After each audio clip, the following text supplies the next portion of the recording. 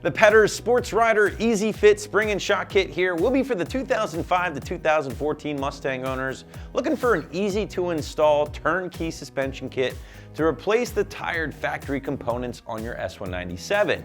Now this kit will lower the car 1 inch on all 4 corners, which is going to be pretty subtle compared to some of your other spring options currently in the category.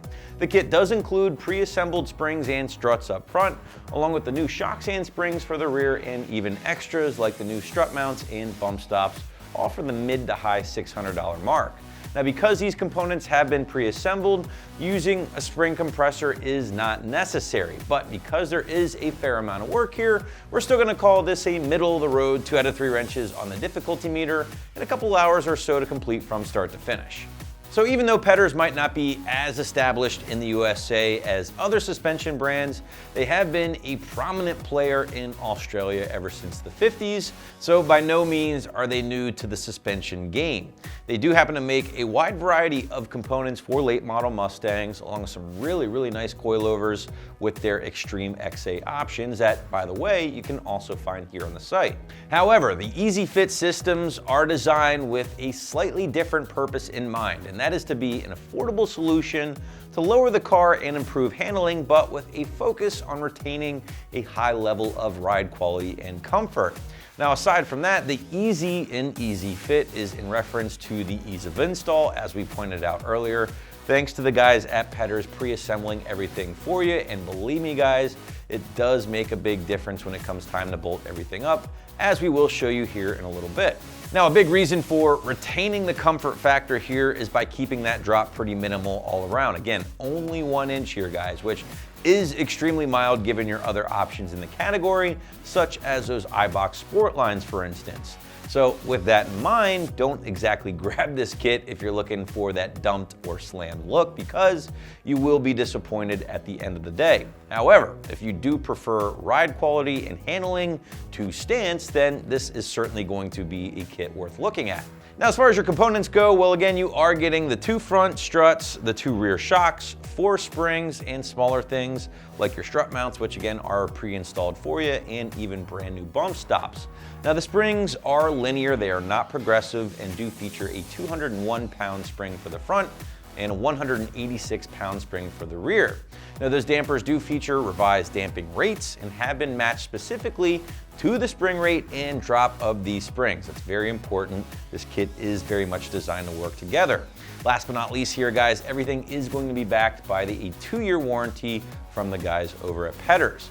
But now we do want to show you what it takes to get everything bolted up to your S197. So with that said, here is our detailed walkthrough as promised, in addition to a quick tool breakdown. Tools required for this job: 10mm socket, 12mm socket, 13mm socket, 14, 15, 17, 18, lug wrench, 1/2 inch extension, 3/8 inch extension, push pin removal tool, 1/2 inch impact, 3/8 inch impact. All right, today we're gonna be installing the Petters Sport Rider Easy Fit suspension kit front and rear. Let's get started. All right, first step is to remove the wheel.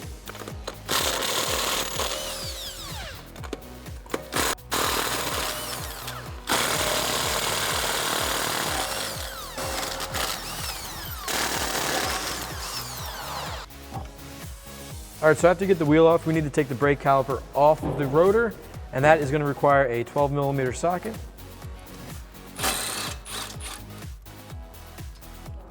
One on the top, one on the bottom.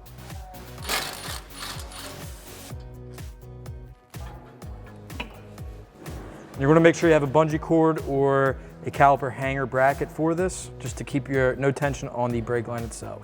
Next, we're going to be taking off the speed sensor push pin,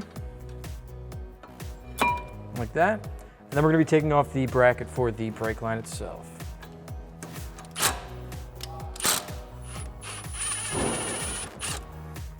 You're going to make sure you save this hardware because you are going to be reusing it.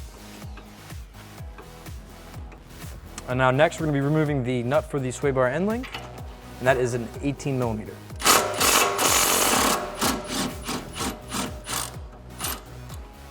All right, so now that we're on top of the strut towers with the hood open, you can see it's held on by 4 13mm nuts, and we're going to be loosening all of them, but finger tight the two closest to the panel.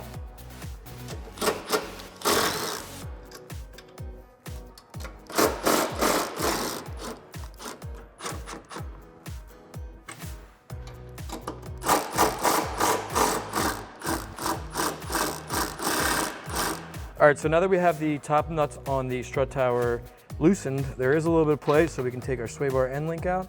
And next we are going to be removing the bolts that attach the strut assembly to the spindle itself. All right, so we're going to be using an 18mm socket. And be sure to keep your hardware for the new struts.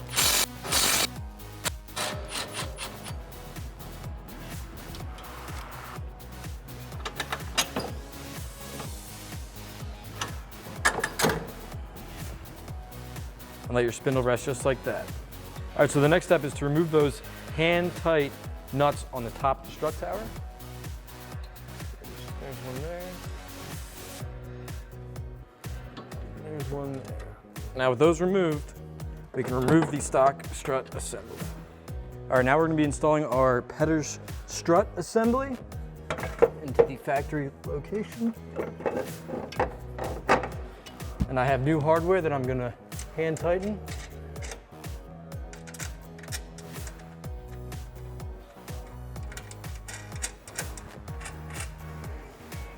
All right, now we're gonna put our bolts into the spindle and strut assembly. I'm gonna start the one on the top here. Just feed it through, and then we can bring the bottom towards us. Put that right through. We're going to be using the factory hardware and lock nuts.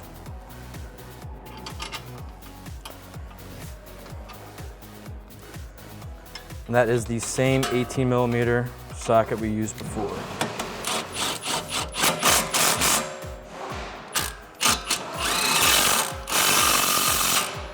And the torque values on these nuts and bolts are going to be 148 foot-pounds. All right, now we're going to be reinstalling our sway bar end link to the new strut using the factory hardware.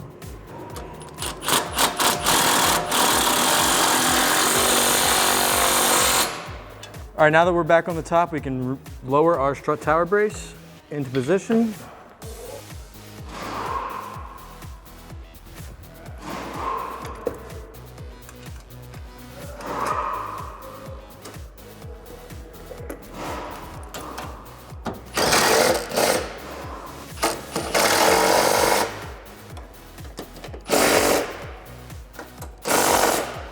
All right, now we're gonna be putting our brake line bracket back on using the factory hardware, which is a 10mm bolt.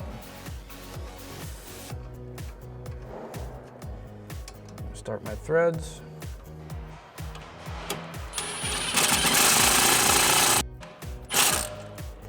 Now you can also put your push pin for your wheel speed sensor back in. And then next we're gonna be moving on to our calipers and brake pads. So the next step is to reinstall your brake pads. If they were worn, ours aren't, it would be a great time to change those out.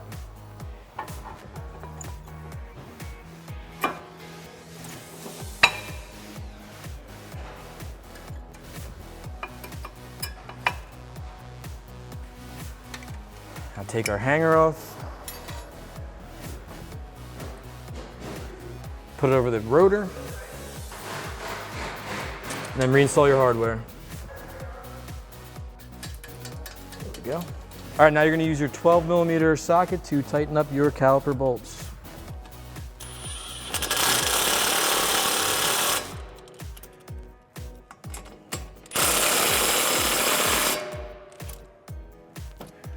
All right, that's gonna wrap it up for the front. Repeat these steps on the driver's side, but let's head to the rear. All right, now moving to the rear, we're gonna remove both wheels.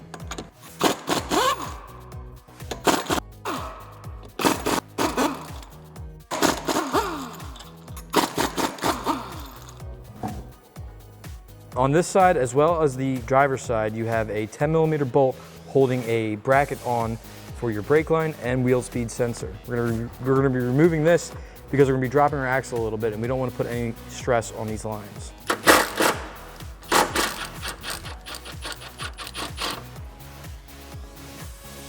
and let that hang just like that. All right, now moving into the trunk, we are going to peel back the carpeted liner right here and reveal the top of our shock and the nut. We're going to remove that with a 17 millimeter.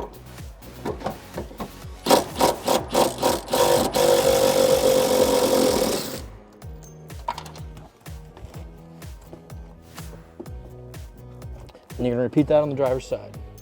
All right, so now we are going to be removing the upper sway bar mounts, and these are aftermarket, so yours are going to look a little different.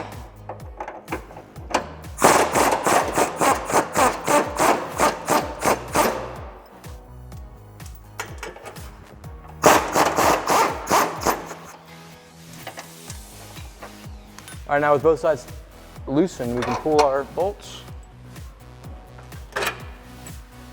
and swing this out of the way. All right, so the next step is to remove your factory springs. I'm gonna pull down on this side of the rear, and it should just pop out. Now be sure to save your factory rubber isolator. We're gonna be reusing that on our new springs. Now moving over to the passenger side, same process. This one slipped out a little easier, and save this for your new springs. All right, so the next step is to remove our 15 millimeter bolt that attaches our factory shock. And you will be reusing this hardware.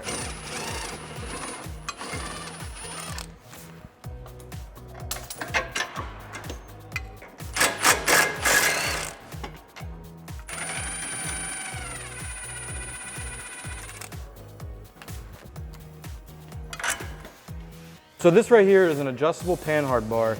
When lowering your vehicle any height, it's really important to make sure your geometry is correct. And you can pick up yours here at AmericanMuscle.com. All right, now we're gonna be installing our new springs.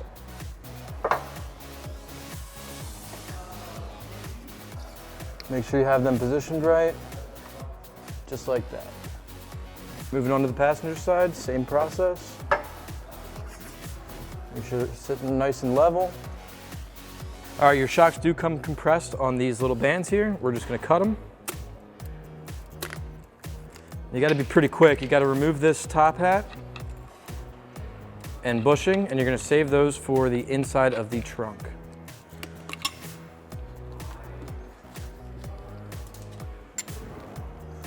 As you can see, it's going up pretty slowly. You just wanna guide it into that hole.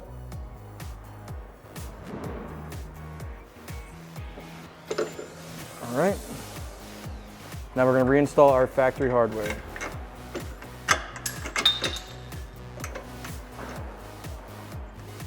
And now you're going to tighten this up with a 15 millimeter socket.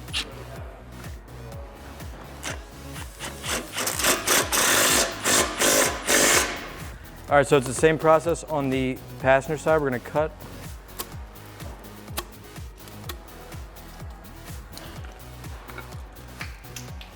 Remove this nut on the top and the top bushing. Save that for inside the trunk.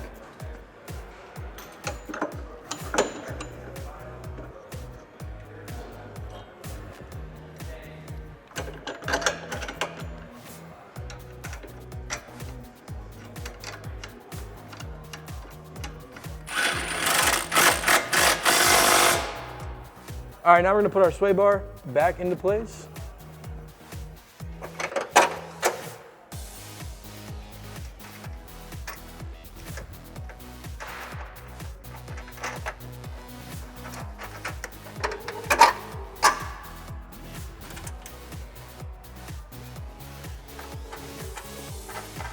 All right, we're gonna tighten these sway bar bolts back up.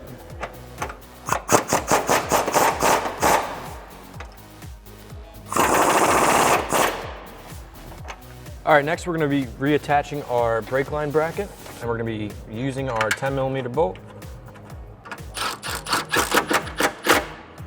And then after that, we are going to install our wheels, set the vehicle back down to get some weight on these shocks, and then we're gonna put the nut on top of that.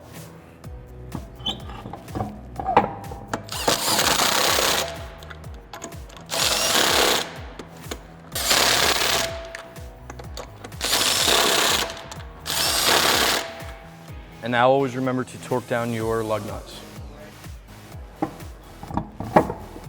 All right, now that we have the vehicle back on the ground, you can see that all of our threads are exposed. we're gonna be putting the bushing on there and threading on our nut. And you're gonna wanna squish this bushing down pretty good.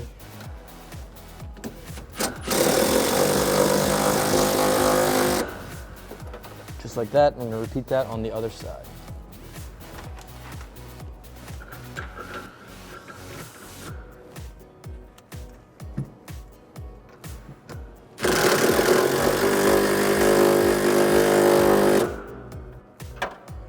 All right, now you can put your panels back up.